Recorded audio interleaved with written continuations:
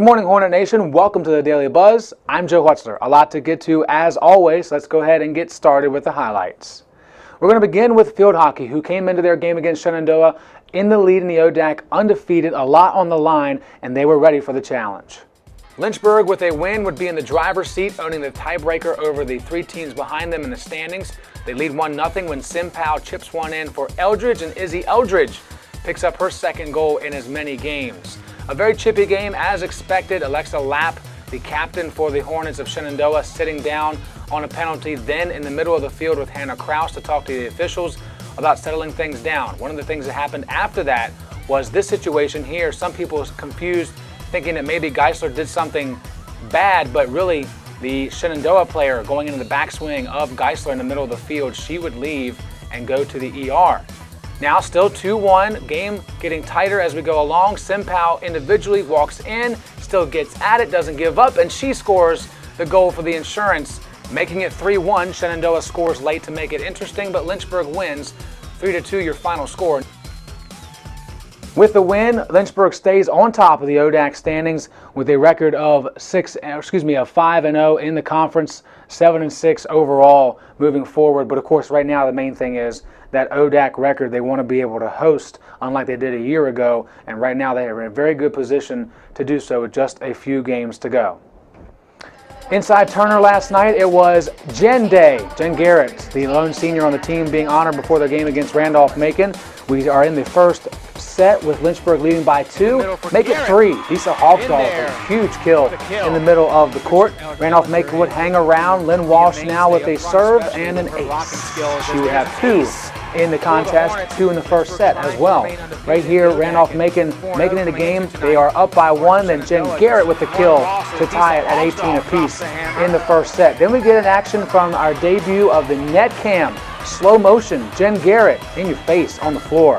And it is a kill for Lynchburg. We go to set point in the first set, and Erin Farina with the changeup pushes it over.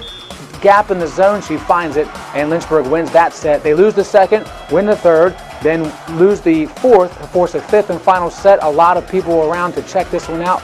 Great atmosphere last night. Heaven Jarrell keeps them close in the fifth set as they battle back, trying to come back in this for a win. They would make it 14-13, but would lose 15-13 in the final set and lose the match 3-2, but a great effort nonetheless. With the loss, Lynchburg drops to a record of 6-2 in the ODAC standings, so they are right now at a tied record in terms of losses with Washington and Lee. Of course, they hold the tiebreaker over head-to-head matchup because of their win last week against Washington and Lee. So still in the top 4 for Lynchburg, in a very, very good position, moving closer and closer to the ODAC standings.